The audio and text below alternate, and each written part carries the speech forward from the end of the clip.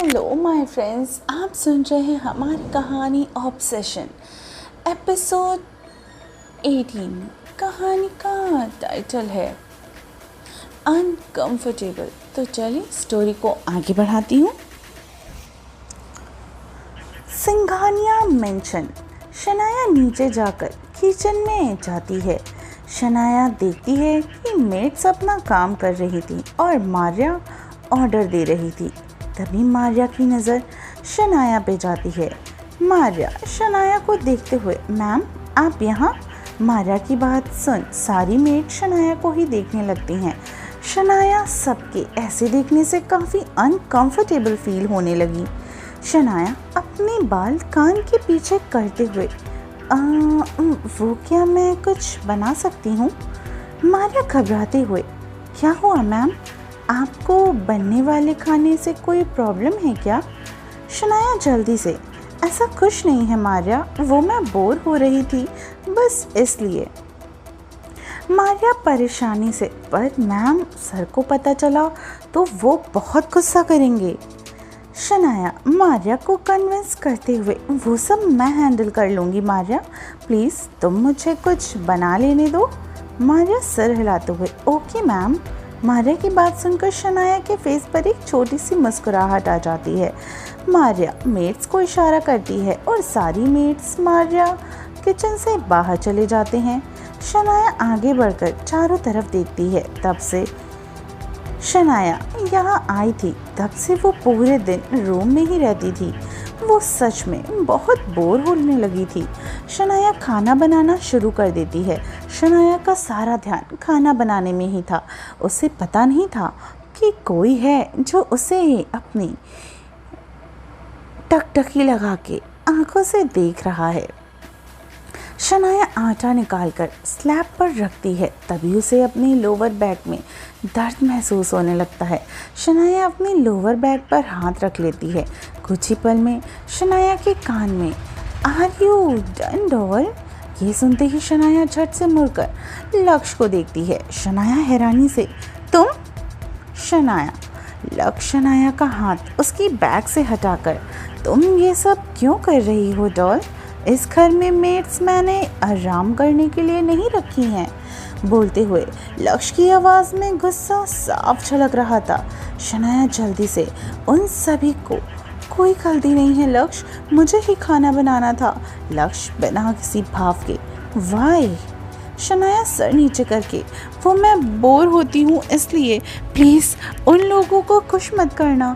इतना बोलकर शनाया चुप हो जाती है।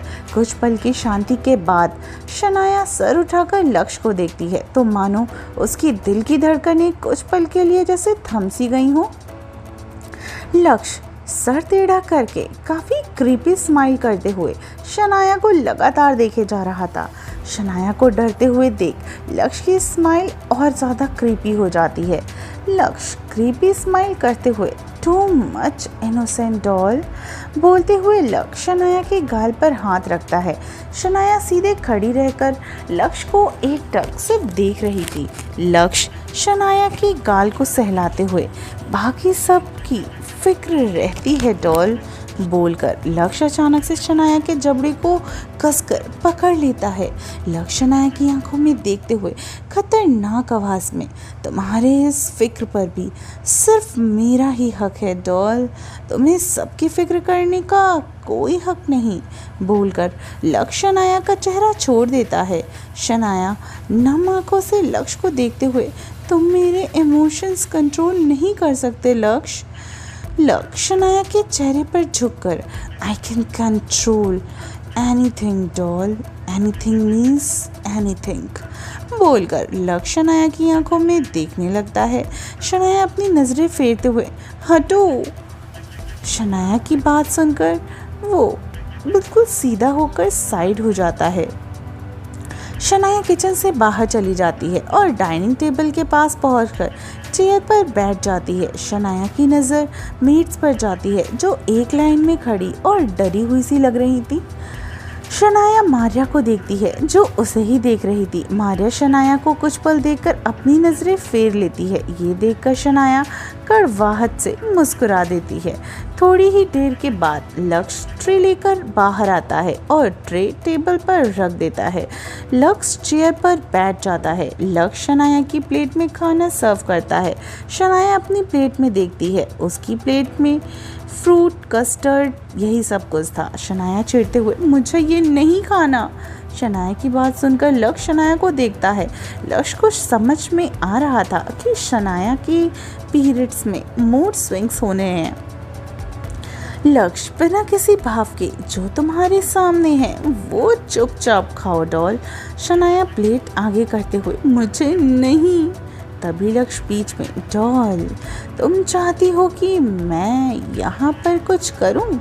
लक्ष्य की बातें सुनकर शनाया झट से लक्ष्य को देखती है, फिर मेट्स को जो सर नीचे करके खड़ी हुई थी।